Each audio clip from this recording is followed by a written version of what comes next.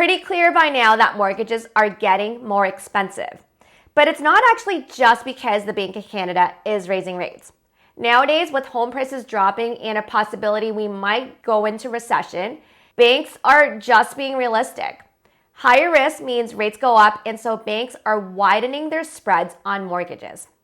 It's actually gotten to a point where one of the private lenders is putting a pause on new mortgages altogether.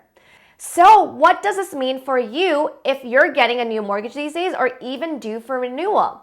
Let's take a deeper dive in this video. But before I continue, if you enjoy content like this, don't forget to give this video a thumbs up and subscribe to our channel so you can see more videos like this made specifically for real estate investors in Toronto.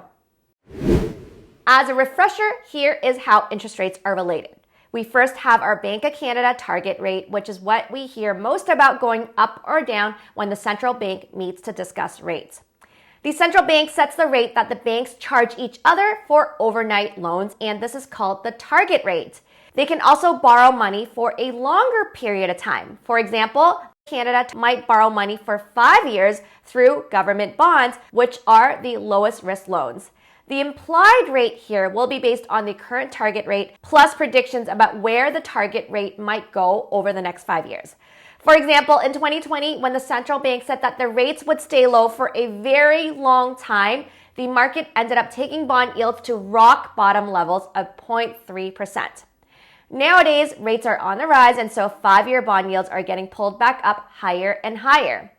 And the reason I'm talking about these is because these set the basis for mortgage rates. Variable mortgages are directly linked to the target rate plus a mortgage premium charged by the banks. Fixed mortgage rates are linked to government bond yields, which are tied to the target rate plus a yield spread from market expectations plus a mortgage premium.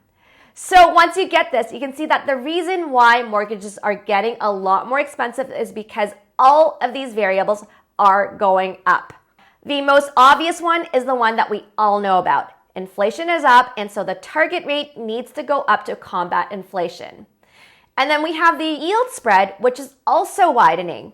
If you compare the 5-year government bond yield to the overnight rate in October of 2021, there was a 1% spread. And now it is much bigger at 2%, and that's because we do anticipate bigger and faster rate hikes coming very, very soon. Now, I brushed over the third one earlier, and this is probably the least obvious one, and that is that mortgage premiums are also rising.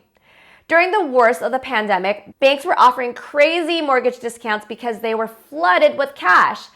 5-year fixed rates were at 2.5% when bond yields were at 1.4%. So the premium was 110 basis points for fixed rate mortgages, and now it's gotten to a much bigger 175 basis points. On the variable side, it also looks similar with the premium going up to 170 basis points lately. Now, we know that at the moment, variable rates are still cheaper, but realistically, we know that huge and sharp rate hikes are coming soon. So, which mortgage option is actually a better idea? It's actually very hard to know for sure where target rates are going to go, but the US Fed now expects target rates to get to 3.4% by the end of this year, 3.8% by the end of 2023, 3.4% in 2024, and then go back down to 2.5% in the long run. So if you take a simple average here of 5 years, it is 3.2%. And if variable rates are around 170 basis points higher, then this takes variable rates to an average of 4.9%, which would be the break-even point for 5-year fixed mortgages. Right now, 5-year fixed mortgages are at 5.25%. So based on the Fed's projections, variable rates still win.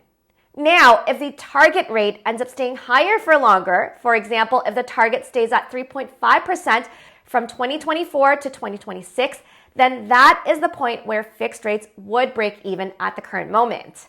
Now, comparing rates is definitely important, but it is also the most uncertain part, and we won't know for sure which is the better choice until 5 years later. But there are a couple more things that are also important and also more certain, so perhaps we can start understanding those to help you make better decisions. The first one is cash flow, and if this is important to you, variable rates are much better here. At the moment, a $1 million mortgage with a variable rate of 3% means you have to pay back $4,200 per month. At a fixed rate of 5.25%, you'd have to pay back $5,500 per month, which is $1,300 more. Now, even if interest rates go up, variable mortgage payments with the big banks shouldn't change. What happens is that they'll drop the principal portion and bump up the interest until variable rates reach around 5.1%. After that point, variable monthly payments will start going up, but they should still stay lower than fixed mortgage payments until variable rates go well above 6%, which is not extremely likely based on interest rate expectations right now. And then we have penalties for breaking mortgages, which is another thing to consider. We always tell investors to pay close attention to this because refinancing is an effective way to make better use of your extra equity in your investment. And to do this, it's very likely that you would have to break your existing mortgage. To keep things simple, you will run into higher penalties on fixed rate mortgages if interest rates come down.